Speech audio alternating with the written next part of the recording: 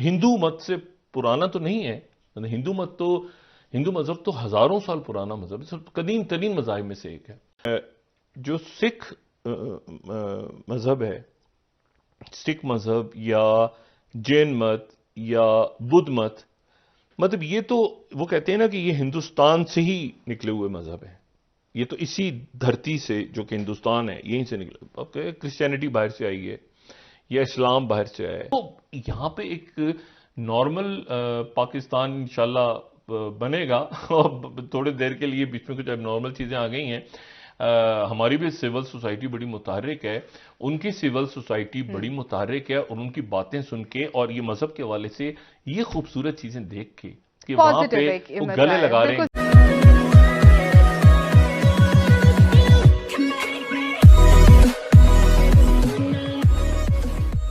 नमस्कार दोस्तों। और पाकिस्तान के अंदर एटमॉस्फेयर ऐसा है ना कि अगर कोई बंदा ये चीज़ एक्सेप्ट करना भी चाहे कि भाई ये जो इस्लाम है ना बाहर से आया है, हमारा उससे कुछ लेना देना नहीं है, और अपना एक, भले ही वो इस्लाम को फॉलो कर रहा हो, भले वो मुसलमान हो, लेकिन अगर ये चीज़ वो बाहर रखने की भी कोशिश करेगा ना तो फिर वो यहाँ पर उसको अलाउ नहीं किया जाएगा, और कोई ना कोई उस पर चार्ट लगाकर उसको अंदर कर दिया जाएगा। और अंदर कर देने तक भी अच्छा है, ब्लास्फेमी अगर लगा दिया तो फिर उस पर सीधा जानलेवा हमला भी हो सकता है। कहने का मतलब ये है, सिचुएशन यहाँ पर ये है कि भाई यहाँ जो डिस्कशन हो रहा है कि जो हिंदुइज्म है तो हज़ारों साल पुराना रिलीजन है, और ये देखिए इस्लाम है या फिर क्रिश्चियनिटी आप काउंट कर सकते हो कि कितने साल पहले आए, हिंदुइज्म आप काउंट नहीं कर सकते। और ये सिखिज़म, जैनिज़म या फिर आप कह सकते हो कि बुद्धिज़्म, ये जो है ना वो हिंदुइज्म से निकले ही पहले एक पंथ थे, ठीक है। पहले एक जीने की एक क्या कह सकते हैं कि अब लाइफस्टाइल थी। उसके बाद जब वो धीरे धीरे आगे बढ़े तब एक रिलीजन हो गया। अगर आप सिखिज़म में अगर आप काउंट करो तो जो उनके फाउंडिंग जो गुरु है, अगर उनके फादर को आप काउंट मतलब उनके नाम सर्च करोगे तो आपको हिंदू ही मिलेंगे, शायद खत्री है, ठीक है। जैनिज़म में भी, बुद्धिज़्म में भी बिल्कुल ऐसा है कि पहले वो हिंदू ही थे, और जैनिज़्म में भी बिल्कुल ऐसा है। इसी के साथ ही वीडियो शुरू करते हैं। हिंदू मत से पुराना तो नहीं है। हिंदू मजहब तो हजारों साल पुराना मजहब है, कदीम तरीन मज़ाहिब में से एक है। लेकिन 1400 जो सिख मजहब है, सिख मजहब या जैन मत या बुद्ध मत, मतलब ये तो वो कहते हैं ना कि ये हिंदुस्तान से ही निकले हुए मजहब है। ये तो इसी धरती से, जो कि हिंदुस्तान है, यहीं से निकले। अब क्रिश्चियनिटी बाहर से आई है या इस्लाम बाहर से आया है, लेकिन जैन मत तो यहीं से है, हिंदू मत भी यहीं से है। हिंदू मत की तो हजारों साल पुरानी, अब कोई डॉक्यूमेंटेड हिस्ट्री नहीं है उनकी, लेकिन मैं उस पर ज़्यादा बात भी नहीं करूंगा। लेकिन ये कि वो मतलब है कि वो कहीं लिखी हुई हिस्ट्री नजर नहीं आती, हिस्ट्री कि कैसे स्टार्ट हुआ, क्या हुआ। बाद में ज़ाहिर देवता हैं, हम शिव जी हैं और राम जी हैं, बाकी उनके देवता, लेकिन वो जो स्टार्ट कैसे होता है वो फिर हमें वो एग्जैक्ट जो है वो हजारों साल पुराना, इतना हमें पता है, इतना इल्म है। लेकिन उसके बाद ये है कि जो जैन मत है, ये जो सिख मत है उसका तो, या जो बुद्ध मत है, तो ये तो प्योरली वहां के हिंदुस्तान की मज़ाहिब है ना, मतलब। और हिंदू मत के बहुत बाद आए, ये तो चंद सौ साल पुराने हैं। यानी जो जैन मत है वो तो सिख मत के साथ ही है, सॉरी बुद्ध मत के साथ है, ठीक है। यानी 10 साल का फर्क था गौतम बुद्ध में और महात्मा गौतम बुद्ध। महात्मा तो इज्जत से कहते हैं, जाहिर है, और सिद्धार्थ उनका नाम, और गौतम बुद्ध, तो 10 साल का फर्क है उनके दरमियान और महावीर जी के दरमियान। महावीर जी वो हैं जो कि जैन मत के हैं। अच्छा, जैन मत और हिंदू मत में फर्क बड़ा मामूली सा फर्क है। आप हिंदू मत एक सैकड़ों साल, हजारों साल पुराना मजहब है, कदीम तरीन मज़ाहिब में से एक है। ये हिंदू मजहब अलग है, हिंदुत्व अलग है, बिल्कुल जी। मतलब हिंदुत्व जो है ना, ये तो जो है ये एक, बिल्कुल आप समझ लें कि ये सरवारकर ने पहले बात को जो एक नारा लगाया, ये 100 साल भी नहीं हुए भी, और उसने नारा लगाया, और ये नारा जो है, ये मुझे तो ये भी नहीं पता इज्म कहां से आ गया लफ्ज। ये जो इज्म, हिंदुइज्म क्या है, मतलब देखे ना, एक तो हिंदू का लफ्ज है, वो तो हिंदुस्तान में रहने वाले, मतलब सारे ही हिंदू एक जमाने में उनको कहलाने लगे। ये ईरानियंस ने वर्ड, वहां पे उनके भगवान हैं, उनके देवता हैं, उनकी रसूमात हैं, एक मजहब है हिंदू मजहब। ये एक सियासी नारा है ठीक है ना। हिंदुत्व एक सियासी नारा है जिसका कोई वजूद ही नहीं था ये सावरकर के आने से पहले।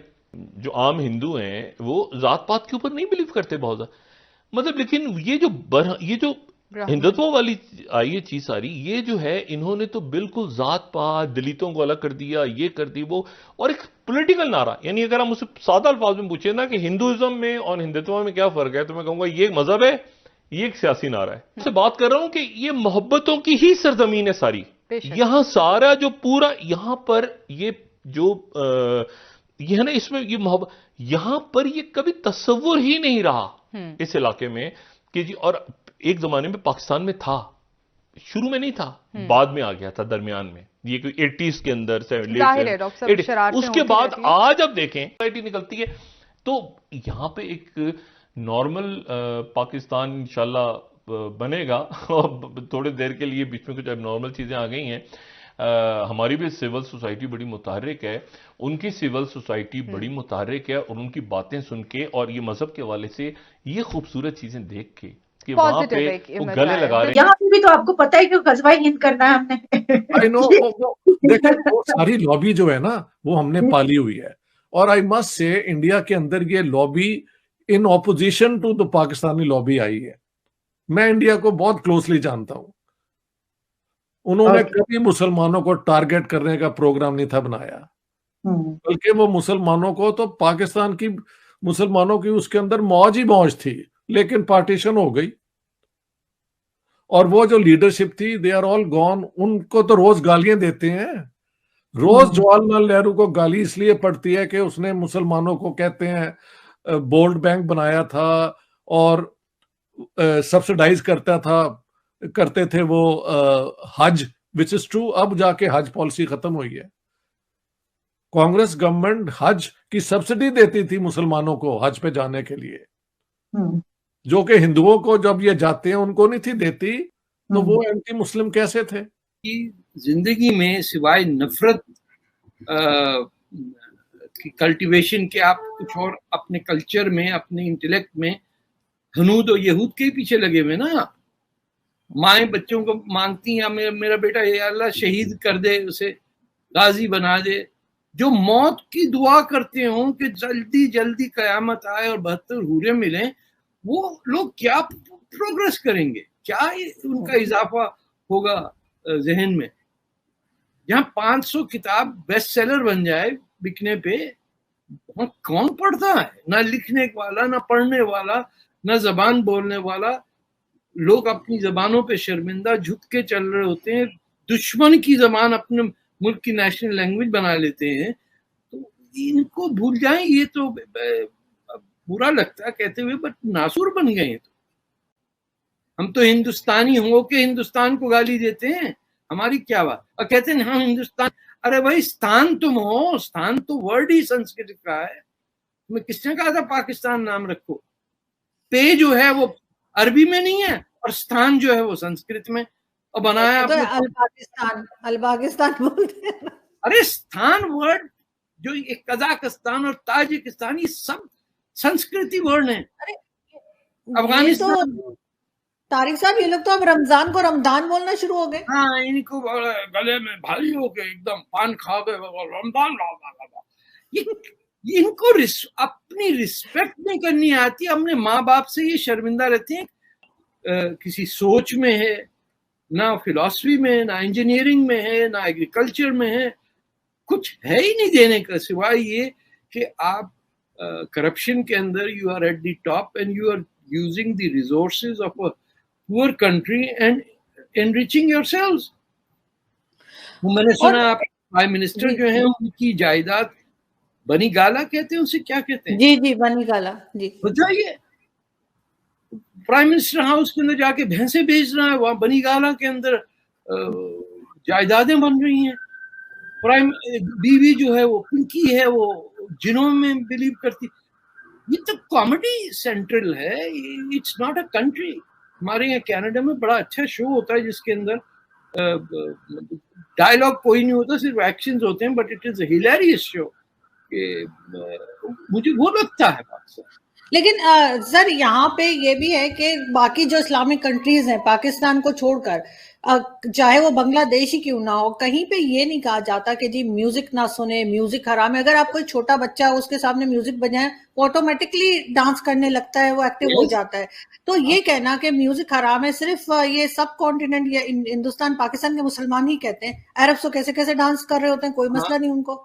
इनकी शक्लें खराब है, इनकी बदकिस्मती है। वो इंडियन नेशनलिस्ट जरूर थे, but that doesn't make you anti Muslim. Congress के बहुत बड़े लीडर मुसलमान तो थे।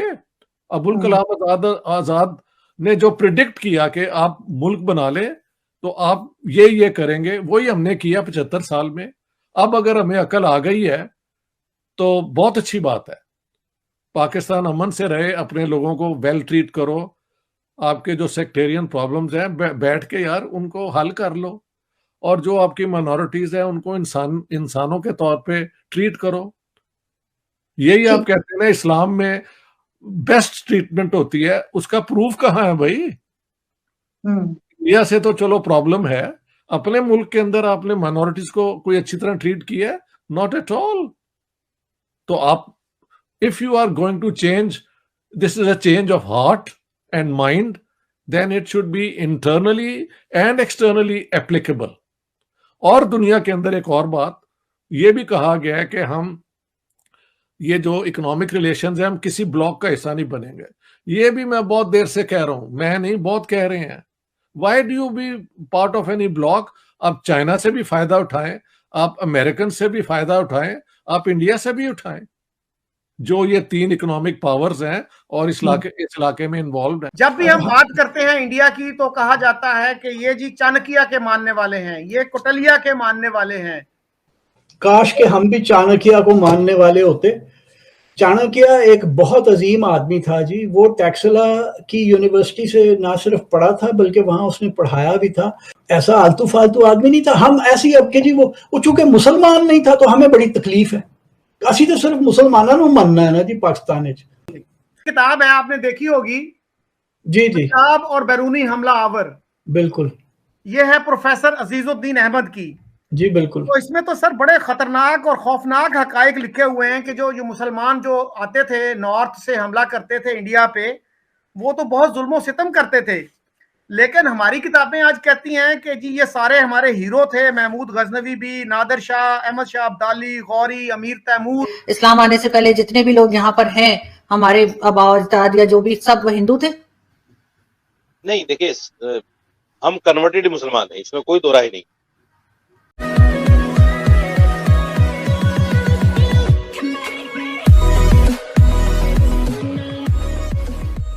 नमस्कार दोस्तों, पाकिस्तानी मीडिया में चाणक्य और कौटिल्य ये टर्म्स बहुत डिस्कस हो चुकी है। मतलब यहाँ पर अगर आप थोड़ा भी जानते हो इंडियन हिस्ट्री को तो आपको पता चलेगा कि भाई चाणक्य भाई साहब कितने बड़े इकोनॉमिस्ट थे, अर्थशास्त्री थे। और चाहे वो वॉर स्ट्रेटेजी हो, चाहे राज्य कैसे चलाना हो, चाहे किसी के साथ पर्सनल रिलेशन रखने हो, चाहे शादी के या फिर कहे कि विवाहित जीवन कैसा होना चाहिए, सारी चीज़ों पर उनकी कुछ ना कुछ चीज़ें आपको मिल जाएगी। और अगर मान लीजिए कि पाकिस्तानी उसको इस तरीके से थ्रो नहीं करते, लेकिन अगर थोड़ा सोच भी लेते हैं कि भाई क्या, मतलब पढ़ लेते हैं कि क्या लिखा है इसमें, तो उनको पता चलेगा कि नहीं ये जीवन में बहुत रिलेट करने वाली चीज़ें हैं। लेकिन नहीं, उनको ऐसी चीज़ों से कोई फ़र्क नहीं पड़ने वाला कि भाई क्या आखिर में ये कौन कौन से लोग हैं। अब चाणक्य और कौटिल्य तो ज़रा छोड़िए, मतलब दोनों एक ही नाम है, वो तो छोड़िए। 1947 तक जो हम बड़े बड़े नाम थे, जैसे सरदार वल्लभ भाई पटेल, सुभाष चंद्र बोस, भगत सिंह, चंद्रशेखर आज़ाद, ये किसी के बारे में पाकिस्तानियों को थोड़ा भी नहीं पता। अब उसके अलावा छोटे छोटे जो लोग थे, मतलब जिनका नाम बहुत नहीं हुआ है, जिन लोगों को फांसी पर चढ़ा, पता है ना, मतलब हज़ारों लाखों लोग फांसी चढ़ चुके हैं अंग्रेज़ों के टाइम पर, किसी के बारे में नहीं पता। शिवाजी के बारे में किसी को नहीं पता। उसके बाद महाराणा प्रताप को अगर आप देख लो, किसी को नहीं पता। तो कहने का मतलब ये है कि पूरी की पूरी वाइप आउट कर दी गई है। अब लोगों को चाणक्य के बारे में क्या पता। इसी के साथ ही वीडियो शुरू करते हैं। जब भी हम बात करते हैं इंडिया की तो कहा जाता है कि ये जी चाणक्य के मानने वाले हैं, ये कौटिल्य के मानने वाले हैं। काश के हम भी चाणक्य को मानने वाले होते। चाणक्य एक बहुत अजीम आदमी था जी। वो टैक्सला की यूनिवर्सिटी से ना सिर्फ पढ़ा था बल्कि वहां उसने पढ़ाया भी था, और वो एक इतना समझदार आदमी था जिसको जो एडमिनिस्ट्रेशन और सियासत की पेचीदगियां हैं उनका उसे हर बारीकी वो समझता था। और वो एक मतलब चंद्रगुप्त मौर्य का एडवाइजर था जी। तकरीबन 40 साल वो हुकूमत रही उस बादशाह की, वो भी बड़ा बादशाह था। तो चाणक्य कोई ऐसा आलतू फालतू आदमी नहीं था। हम ऐसी अब के जी वो चूंकि मुसलमान नहीं था तो हमें बड़ी तकलीफ है। असी तो सिर्फ मुसलमाना नूं मनना है ना जी पाकिस्तान में। तो अगर आप अर्थशास्त्र, मैंने वो पूरी नहीं पढ़ी, मैंने तो ऐसे एक्सर्प्ट इधर उधर से पढ़े हैं। बंदे की इंटेलिजेंस पे आपको रश्क आता है कि वो क्या स्मार्ट आदमी था चाणक्य कौटिल्य जी। वेस्ट में भी उनको बहुत एडमायर किया जाता है, लेकिन हमारे यहाँ खासतौर पे जो उर्दू अखबारात हैं वो बहुत ही नेगेटिवली उनको देखते हैं। तो इंडिया में आपको पता है दिल्ली का जो डिप्लोमेटिक एरिया है उसको चाणक्यपुरी कहा जाता है। बिल्कुल जी, बिल्कुल। किताब है, आपने देखी होगी जी जी, पंजाब और बैरूनी हमला आवर। बिल्कुल। ये है प्रोफेसर अजीजुद्दीन अहमद की। जी बिल्कुल। तो इसमें तो सर बड़े खतरनाक और खौफनाक हकायक लिखे हुए हैं कि जो मुसलमान जो आते थे नॉर्थ से हमला करते थे इंडिया पे, वो तो बहुत जुल्म सितम करते थे। लेकिन हमारी किताबें आज कहती हैं कि जी ये सारे हमारे हीरो थे, महमूद गजनवी भी, नादिर शाह, अहमद शाह अब्दाली, गौरी, अमीर तैमूर। और अभी आप देखिए ना, वो सैफ अली खान ने अपने बच्चे का नाम तैमूर रखा। तो तैमूर तो वो नहीं था जिसने वो क्या सरों के मीनार बनाए थे जी, सरों के ढेर लगाते थे। बिल्कुल। देखिए तैमूर, पता नहीं मुझे क्या लफ्ज उसके लिए इस्तेमाल करना चाहिए, लाहौर में रेप का बाजार गर्म किया, दिल्ली में किया, हजारों तो कम है, लाखों लोग मार दिए जी शहरों के अंदर। और मुसलमान तो लंबे पहुंचा, वहां पे सैयदों की सरदारी थी, उनको वरगला के बाहर निकाला और मार दिए सारे के सारे, 20,000 बंदे वहां मार दिए। और बगले बजाता था कि मैं इस्लाम की खिदमत कर रहा हूं। वो सुल्तान बेयजीद उस्मानिया सल्तनत का जो बादशाह था, उसको इतना बेइज्जत किया, उसको पिंजरे में ले लेके साथ फिरा। तो ये कौन सी इस्लाम की खिदमत हो रही थी? या महमूद गजनवी कौन सी इस्लाम को लूट मार कर रहे थे सारे? हमारे यहाँ पंजाबी में कहते हैं खादा पीता लाहेदा रहंदा अहमद शाहेदा, कि वो आता था हर कुछ ले जाता था, भांडे टींडे चुक के ला जाता सी पंजाब से। तो ये तैमूर तो जो है अपने आप को सैफुल इस्लाम कहता था, और मेरा ख्याल है उस वक्त तक के जो हुक्मरान थे उनमें he was the greatest killer of humanity. He was the greatest killer and rapist. तो फिर हमारे यहाँ सर क्यों नहीं लोगों को पता फैक्ट्स का? वो हमने तो कई मिसाइलों के नाम भी इनके नाम में पे रख दिए हैं, कोई गजनवी है, कोई अब्दाली है, कोई गौरी है। सर वो मसला ये है ना कि वो बदनसीबी से मुसलमान है। इस्लाम आने से पहले जितने भी लोग यहाँ पर हैं, हमारे आबा अजदाद या जो भी, सब वो हिंदू थे? नहीं, देखिए हम कन्वर्टेड मुसलमान हैं, इसमें कोई दो राय नहीं। हम जो है हिंदुस्तान पाकिस्तान के जो लोग हैं वो कन्वर्टेड मुसलमान हैं। यहाँ जो लोग अरब लोग आए थे जिन्होंने हिंदुस्तान पाकिस्तान मुत्तहिदा हिंदुस्तान को फतह किया था, वो लोग आए और वापस चले गए। उन्होंने यहाँ आबादी तो की नहीं, लेकिन उनकी वजह से जो लोग मुसलमान हुए वो हम कन्वर्टेड मुसलमान। हम ये नहीं कह सकते कि हमारे आबा उजदाद या हमारा शिजरा जो है नबी पाक सल्लल्लाहु अलैहि वसल्लम से मिलता है या किसी सहाबी से मिलता है। अगर कुछ लोगों के पास शिजरे हैं तो वो ऑथेंटिक भी हो सकते हैं, गैर ऑथेंटिक भी हो सकते हैं, लेकिन इसमें कोई दो राय नहीं है कि हिंदुस्तान पाकिस्तान के जो मुसलमान हैं वो कन्वर्टेड मुसलमान। लेकिन आपने वो मुझे 72 हूरों वाली बात नहीं बताई कि वो 72 हूरों का जो बताया गया है मर्दों के लिए वो क्या है, क्या वो अय्याशी नहीं है? वहां पे और तो कुछ नहीं बताया कि ना शॉपिंग मॉल है ना लाइब्रेरी है। औरतों के लिए क्या है? फॉर एग्जाम्पल मैं बहुत अच्छे काम करती हूँ, सारे इस्लाम के रूल फॉलो करती हूँ, मैं जन्नत में जाऊंगी, मुझे वहां क्या मिलेगा? आप जन्नत में उन 72 हूरों की सरदार होंगी और तो जो शोहर आपकी जिंदगी में थे वही शोहर आपके वहां पे रहेंगे। खुदा ना खास्ता के पाक फौज को कह रहे हैं जिस तरह कश्मीर आपने भारत के हवाले कर दिया है। ऐसी सियासी जमातें और सेपरेटिस्ट हैं जो बात बात पर पाकिस्तान तोड़ने की धमकी देते हैं। अब अल्लाह ताला पाकिस्तानियों को पाकिस्तान की कदर करवाएगा। मुझे बहुत खौफ आता है इस बात से, लेकिन अब बिल्कुल वाज़ेह हो गया है कि हमें लगेगा कि जैसे पाकिस्तान हमारे हाथ से जा रहा है।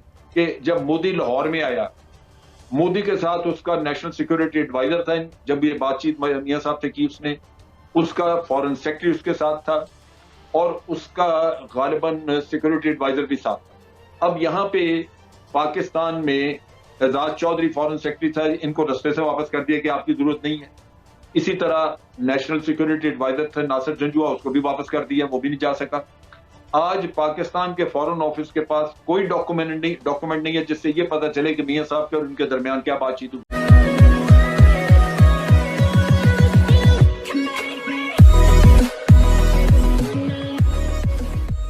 नमस्कार दोस्तों, अब यहाँ पर आपने एक टर्म सुना होगा कि सेपरेटिस्ट। पाकिस्तान के अंदर भी कई सारे सेपरेटिस्ट हैं।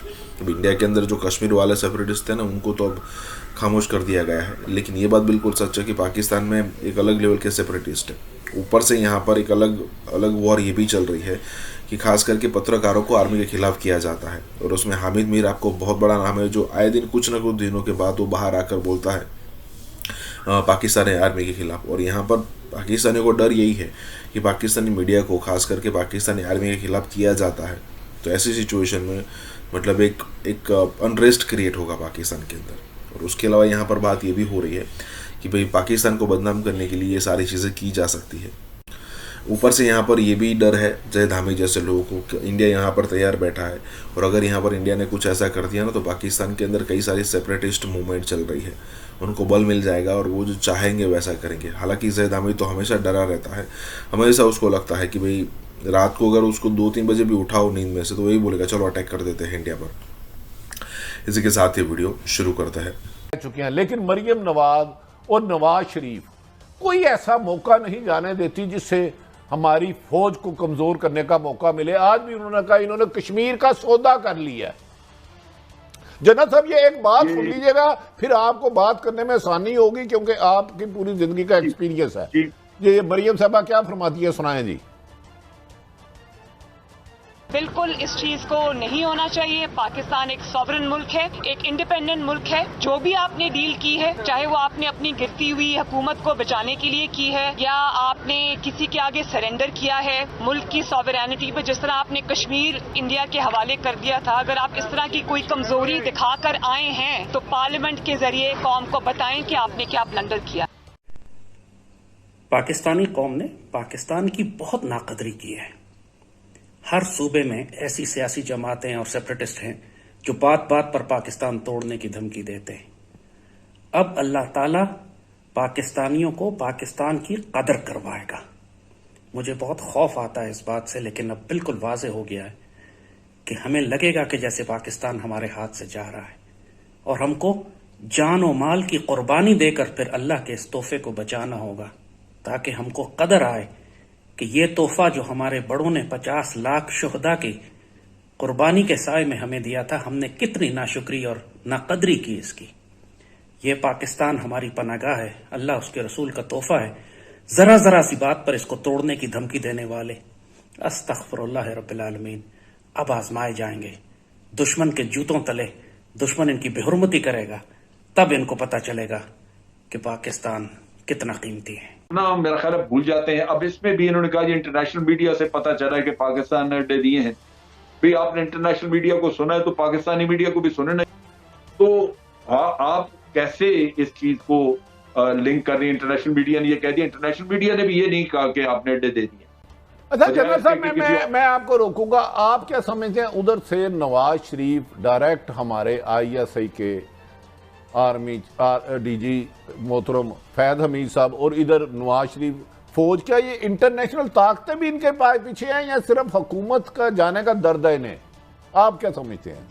मज़ीद अहद किया और बताया कि अब तो हमने आपका हाथ नहीं छोड़ना, अब तो हमने आपको बचा के रखना है, अब हम आपका मुकदमा लड़ेंगे। और उसके बाद आपने देखा आहिस्ता आहिस्ता ये मुकदमा अज खुद पाकिस्तान ने खारिज करना शुरू कर दिया, और आखिर में आकर नौबत यहाँ तक पहुँच गई कि ये कहा जाने लगा कि जो आर्टिकल 370 है, जिसके ज़रिए हिंदुस्तान ने मकबूजा कश्मीर पर इतने तवील अरसे एक गासबाना कब्जा जमाया रखा और जिसको फिर बाद में खुद ही ज़ायल करके उसने कश्मीर को अपने साथ जम कर लिया, वो हिंदुस्तान का अंदरूनी मामला है। हमारा मसला तो आर्टिकल 35A के साथ है, जिसके ज़रिए हिंदुस्तान कश्मीर के मुसलमान एरियाज़ की जो मेजॉरिटी है उसको बाहर के लोगों की आमद के ज़रिए और उनके कारोबार के ज़रिए, उनकी रिहाइश के ज़रिए तब्दील करना चाहता है। फिर हमने इस इशू को रिट्रैक्ट भी कर लिया। तो ये वो कश्मीर का इशू है जिसके ऊपर हमने एहतजाज करना था, हमने ह्यूमन चेन बनानी थी, हमने उनके साथ खड़ा होना था, हमने लोगों के साथ जो लोग हमारी बात नहीं मानते बैन अवी तौर पर उनके साथ सींग लड़ाने थे, मुबारी करनी थी, हमने जो भी हमारे बस में होता हमने करना था और कश्मीरियों को हर हाल में कभी एहसास नहीं देना था कि वो अकेले हैं। उस कश्मीर के साथ हमने क्या किया, जब वज़ीर आज़म ये तकरीर फरमा रहे थे और जब 2-1.5 साल गुजर गया है, गुजरने के बाद से लेकर अब तक जो मामलात बने, उस वक्त तक हिंदुस्तान के साथ हम पिछले दरवाजे से राब्ते में भी थे, उनके साथ बातचीत भी कर रहे थे, इंटेलिजेंस चीफ्स उनसे मुलाकात भी कर रहे थे। तो जिस हिंदुस्तान के साथ हम न्यूक्लियर जंग की बात कर रहे थे, उस हिंदुस्तान के साथ हम बातचीत भी कर रहे थे। जिस हिंदुस्तान के ख़िलाफ़ हमने प्रोटेस्ट करना था आधे घंटे के लिए, 2 हफ्ते हमसे प्रोटेस्ट नहीं हुआ और उसके बाद हम घरों को वापस चले गए। फिर उसके बाद भूल के भी जिक्र नहीं किया, कभी कभार एक आध ट्वीट कर देते हैं। इस मतलब ईद के ऊपर बिल्कुल ज़मीनन उसका जिक्र हुआ, फ़लस्तीन के साथ उसको नथी कर दिया, कोई ख़ास किस्म का पैगाम नहीं दिया। तो ये हमने कश्मीर के साथ किया है। इसराइल की पॉलिसी को इन्फ्लुएंस करना चाहते हैं, वो तो इसराइल के ऊपर कोई बहुत बड़ा स्टैंड ले नहीं रहे। अगर आप इनफरादी तौर पर ममालिक की पॉलिसियाँ देखें तो उनके ट्विटर अकाउंट्स भी काफ़ी खामोश हैं, उनकी लीडरान की तरफ से कोई बड़े बयानात भी नहीं आ रहे। तो हम तो ईद उनके कैलेंडर के मुताबिक रखते हैं। अब इसराइल के ऊपर पॉलिसी हम कैसे ऐसे मुरतब कर सकते हैं जो उनकी पॉलिसी फ्रेमवर्क से अलहदा हो।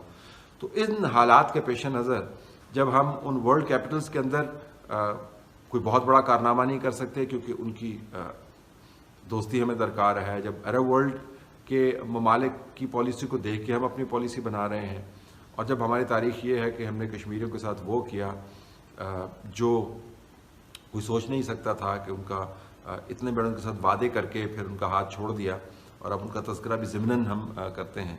तो इन हालात के पेश नज़र मेरे ख्याल में शाह महमूद कुरैशी का ये कहना कि हम फ्राइडे को प्रोटेस्ट करेंगे एक तरह से दुरुस्त भी है, क्योंकि हम यही कर सकते हैं और हमारा एहतजाज और हमारा एतराज़ और हमारी एग्रेसिव और स्टैंड वाली असूली फॉरेन पॉलिसी का वज़न बस इतना ही है कि जुमे वाले दिन जब लोग खुद से इकट्ठे होकर एहतजाज कर रहे हों तो सरकार कहे जी कि देखा हमने कितना ज़बरदस्त फ़लस्तीनियों का मुकदमा। मैं जहाँ तक फ़ौज का ताल्लुक है, मियाँ साहब को तकरीबन 21-22 साल हो गए फ़ौज के खिलाफ साजिशें करते हुए, और ये किस्सा शुरू हुआ था जब इनकी मुशर्रफ के साथ मुखासमत हुई।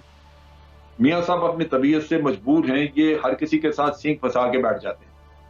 तो ये मुल्क के भले में हो, आप अपने हम कवायद ज़वाबित के मुताबिक करना चाहें, वो कहते हैं अगर हमने किया तो आप कौन होते हैं कहने वाले कुछ।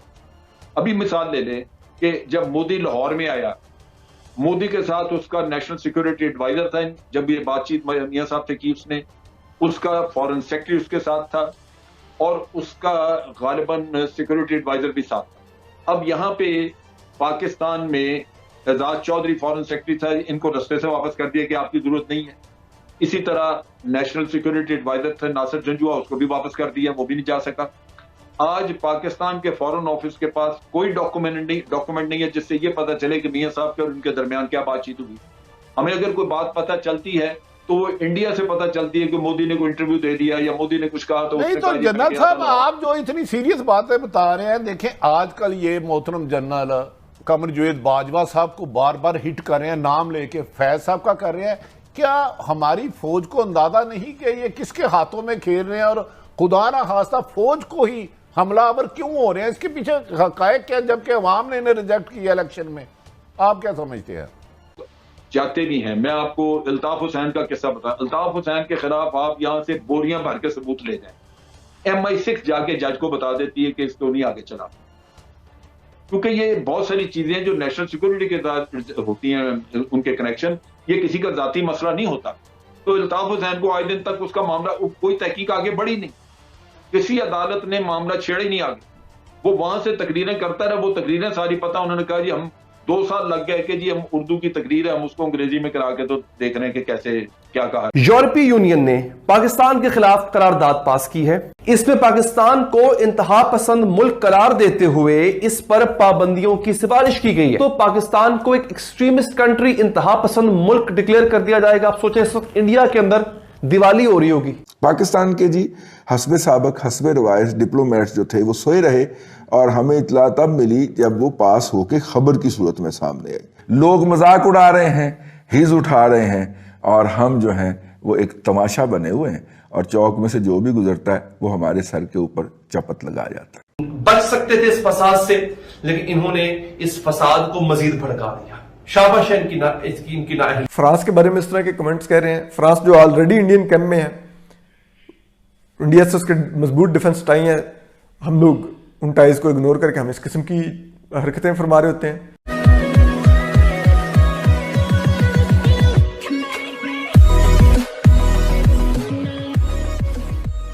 नमस्कार दोस्तों। अब कभी भी यूरोपियन यूनियन जो ग्रुप है यूरोपियन कंट्रीज़ का, वो कभी भी पाकिस्तान को एक आतंकवादी कंट्री घोषित कर सकते हैं। अब उसका एक सिंपल रीज़न है कि भाई जब भी कभी भी देखो किसी भी कंट्री के खिलाफ पाकिस्तान के अंदर प्रोटेस्ट होना शुरू हो जाते हैं। चलो ठीक है, प्रोटेस्ट हो सकते हैं डेमोक्रेटिकली, अगर आप देखो तो ये राइट्स होने भी चाहिए। लेकिन फिर होता क्या है कि वहाँ की एम्बेसी जो जिस कंट्री के खिलाफ यहाँ पर प्रोटेस्ट करते हैं ना, उसकी एम्बेसी भी होगी पाकिस्तान में, तो उस पर अटैक करने की ट्राई करते हैं। अब आपको याद होगा कि फ्रांस में जो एक कार्टून बना था, तो उसको लेकर फिर पाकिस्तान में हो हल्ला होना शुरू किया। फिर वो लब्बैक वाली जो पार्टी है, तहरीक लब्बैक, अब उसने यहाँ पर प्रोटेस्ट निकाला था और उसके बाद हुआ ये कि उसने यहाँ पर कंडीशन रख दी पाकिस्तानी गवर्नमेंट के सामने कि भाई इनको निकालो, अदरवाइज़ हम ये कर देंगे वो कर देंगे। मतलब जब इस टाइप की सिचुएशन होती है ना, तब दूसरे कंट्री सोचते हैं कि हमारी एम्बेसी भी वहाँ पर सुरक्षित नहीं है, तो फिर ऐसे कंट्री के साथ रिलेशन रखने का कोई मतलब बनता नहीं है। और ऐसा नहीं कि सिर्फ फ्रांस को ही ये एक्सपीरियंस हुआ है, कई सारे कंट्रीज़ को ऑलरेडी एक्सपीरियंस हो चुका है। तो यहाँ पर यही बात हो रही है। इसी के साथ ये वीडियो शुरू करते हैं। यूरोपीय यूनियन ने पाकिस्तान के खिलाफ करारदाद पास की है। इसमें पाकिस्तान को इंतहा पसंद मुल्क करार देते हुए इस पर पाबंदियों की सिफारिश की गई है। दो चीजें होंगी नाज़रीन, एक तो पाकिस्तान को एक एक्सट्रीमिस्ट कंट्री, इंतहा पसंद मुल्क डिक्लेयर कर दिया जाएगा। आप सोचें, इस वक्त इंडिया के अंदर दिवाली हो रही होगी, शादियाने बज रहे होंगे भारत के अंदर, कि बाकी मुल्कों की तरह हमने कहा हम सिविलाइज्ड कौम तो है नहीं, हमें तो यह साबित करने के लिए कि हम कितने अच्छे आशिक रसूल हैं, कितने सच्चे आशिक रसूल हैं, हम साथ वाले हमसाए की गाड़ी को आग भी लगाएंगे, हम बेचारे किसी शख्स का किस्तों पर लिया हुआ मोटरसाइकिल उसको भी तोड़ेंगे, हम हर वो काम करेंगे जिससे हमारा नुकसान होगा और हम बताएंगे कि हम कितने सच्चे और कितने बड़े आशिक रसूल हैं। और उसका नुकसान यह होगा कि यूरोप हमें इंतहा पसंद मुल्क डिक्लेयर कर देगा। आप में से अक्सर कहेंगे सादे साढ़े लितर नू परवाह, कहेंगे ना आप, हमें इससे क्या, हम तो भाईजान ये कर देंगे तो वो कर देंगे। भाईजान आपको परवाह नहीं होगी, उन 45% लोगों को जरूर परवाह होगी नाज़रीन, जिनका गुजर बसर जो है ना, वो उनके जो बच्चे, भाई बहन, बड़े, कोई भी शख्स जो यूरोप में बैठ के कमाई करके टैक्सी चला के पैसे वापस भेज रहा है ना, उसको फर्क पड़ेगा, आपको नहीं पड़ेगा, चूल्हा उसका बंद हो जाएगा। अब मैं आपको बताता हूं हुआ ये है, उन्होंने लिखा ये है करारदाद में नाज़रीन, फ्रांस के नुमाइंदों ने यह कहा है कि पाकिस्तान में फ्रांस के खिलाफ इतनी नफरत है कि तशद्दुद रोकने की कोशिश करने वाले पुलिस अफसरान को फ्रांस का एजेंट कहकर कत्ल किया गया। दूसरी दलील यह दी गई, अब मैं आपको वो दलीलें बता रहा हूं जिस दलील की बुनियाद पर इन्होंने पाकिस्तान के खिलाफ पाबंदियां आयद करने का फैसला किया है और पाकिस्तान को एक इंतहा पसंद मुल्क डिक्लेयर करने का फैसला किया है। दूसरी दलील वो ये थी कि ऐसे मुजाहिरे दुनिया के किसी और मुस्लिम मुल्क में नहीं हुए, यानी ये मुस्लिम उम्मा का मसला नहीं था, पाकिस्तान में ही इंतहा पसंदी पाई जाती है, ये वो कह रहे हैं। पाकिस्तान के जी हस्बे साबक हस्बे रवायत डिप्लोमेट्स जो थे वो सोए रहे और हमें इतला तब मिली जब वो पास होके खबर की सूरत में सामने आई। हम इस रेजोल्यूशन को पेश होने से रोक सकते थे, हुकूमत पाकिस्तान रोक सकती थी, नहीं रोका गया। अब पेश होने के बाद इसको हम जाके काउंटर कर सकता है हमारा सफारतकार, हमारा दफ्तर खारजा। दुख है कि नहीं करेंगे। क्यों? क्योंकि यूरोपियन यूनियन को जब PIA की फ्लाइट्स के ऊपर बैन लगाया था तो वो हमें बोलते रहे थे। 2 दफा उन्होंने लेटर भेजा कि भाईजान ये हमने आप पे बैन लगाया, इसके खिलाफ कोई अपील करनी है तो कर लें। हमने अपील नहीं की, वो राइट भी हमने फोरगो कर दिया अपील का। अपील करके हम उनको एंगेज कर सकते थे। तो इसलिए खदशा ये है कि ये GSP प्लस के लिए भी जो है वो अपील ना की जाए। क्यों भला? तुसी मैनू गेन नहीं देंदे पे खेलन वास्ते, मुझे काम नहीं करने देते, तो मैं भी फिर अपील नहीं करता। असेंबलियां ना तोड़े, अपील से तो बैकआउट कर सकता है ना। ये है इशू असल के अंदर। जो हमारी लोकल लड़ाई है इस वक्त अपना उसकी हकूमती ग्रोहों की या हकूमती माफिया की या माफिया के अरकान की या माफिया के फ्रीकैन की आपस में, वो खुल के आलमी चौक के अंदर पहुंच गई है। और वहाँ से लोग मजाक उड़ा रहे हैं, हिज उठा रहे हैं, और हम जो हैं वो एक तमाशा बने हुए हैं। और चौक में से जो भी गुजरता है वो हमारे सर के ऊपर चपत लगा जाता है। सोचिए कि ये वो वज़ीर इमरान खान है जो कहते हैं मुझे वेस्ट की बड़ी अच्छी अंडरस्टैंडिंग है, और ये इस किस्म के बयान दे देते हैं जिसकी हमें बाहर कीमत अदा करनी पड़ती है, पाकिस्तान को कीमत अदा करनी है। इन्होंने क्या कीमत अदा करनी है वज़ीर इमरान खान ने? इनके तो बहुत से ATM से खर्चे उठा रहे हैं जहांगीर तरीन से, पहले याशी करते किसी और से कर लेंगे, लेकिन हम गरीब मारे जाएंगे, वो मजदूर मारे जाएंगे जो फैक्ट्रियों में काम कर रहे हैं। इनका क्या जाएगा? इससे पहले भी इसी किस्म के इन्होंने वो मलेशिया, ईरान और वो समिट वाली कॉन्फ्रेंस करके अरब ममालिक को नाराज कर लिया था। सऊदीया ने पैसे अपने वापस ले लिए हमसे, UAE ने हम पे हमारे पे जॉब्स की पाबंदियां लगा दी, हमारे लोगों को वहां से फायर करना शुरू कर दिया, सऊदी अरब ने पाकिस्तानी मजदूरों को निकालना शुरू कर दिया। गुर्बत तो इधर आई, इनका क्या गया? उससे पहले भी ये इसी किस्म की हरकत फरमा चुके हैं। ईरान गए तो वहां पे जाके कह दिया कि पाकिस्तान से क्रॉस बॉर्डर टेररिज्म होता है। क्या है आप? आपको नहीं पता अगर फॉरेन पॉलिसी का, तो आप मुंह बंद रखिए यार। कोई इनको ट्रेन जो लोग लाए हैं वो क्या सोच के लाए हैं कि जिसको ये नहीं पता कि पाकिस्तान की फॉरेन पॉलिसी पे इसके क्या रिप्रिकॉशंस होते हैं, जो ये मुंह खोलते हैं, जो इनको हर वक्त मुंह खोल के इनका मुंह लीक होता रहता है, कुछ ना कुछ निकलता रहता है, उसकी कीमत पाकिस्तान अदा करता है। जब भी फिर इन्होंने खड़े होकर कह दिया कि जनाब वो फ्रांस में होलोकॉस्ट का इन्होंने कंपैरिजन कर दिया। ठीक है, हम निजी महफिलों में ये कंपैरिजन कर सकते हैं, समझ आती है, लेकिन आप बतौर चीफ एग्जीक्यूटिव फ्रांस के बारे में इस तरह के कमेंट्स कह रहे हैं। फ्रांस जो ऑलरेडी इंडियन कैंप में है, इंडिया से उसके मजबूत डिफेंस टाई है। जो पाकिस्तानी होते हैं वो भी अपने आप को इंडियंस ही कहते हैं। जो टॉप 15 लोग हैं वो जो कंपनीज के, वो सब इंडियन CEO है। आपके ख्याल में कोई पाकिस्तानी इतना काबिल नहीं है कि वो किसी खास लेवल तक भी आ सके? You will never see any Pakistani on top tier. आजकल वहां पे इंडियन फीवर चल रहा है। पिछले 15 साल से America has a Indian fever. और आपको पता नहीं इस चीज का अंदाजा है कि हाईएस्ट पेड जो मिनॉरिटीज हैं वो इंडियंस हैं इस वक्त। चाइनीज पहले नंबर पे इंडियन है, दूसरे नंबर पे चाइनीज हैं।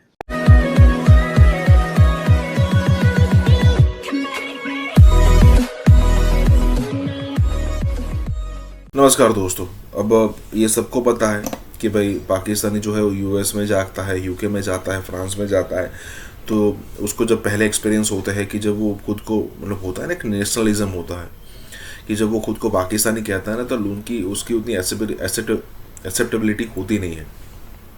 दिक्कत यहाँ पर ये हो जाती है कि शुरू में वो कॉन्फिडेंस से बोलता है, फिर उसका कॉन्फिडेंस धीरे धीरे कम होता है और फिर उसको पता चलता है कि भाई यहाँ पर खुद को पाकिस्तानी नहीं कहना चाहिए, यहाँ पर खुद को कहो कि हम इंडियंस हैं। और जब आपको इंडियंस कहना वो शुरू करते हैं, उसके बाद उनको जो रिस्पेक्ट मिलती है वो देखकर पहले तो उनको डेफिनेटली बुरा लगता होगा कि भाई देखिए इंडियंस को कितने बड़े लेवल पर रिस्पेक्ट मिलती है और यहाँ पर हमें देखिए।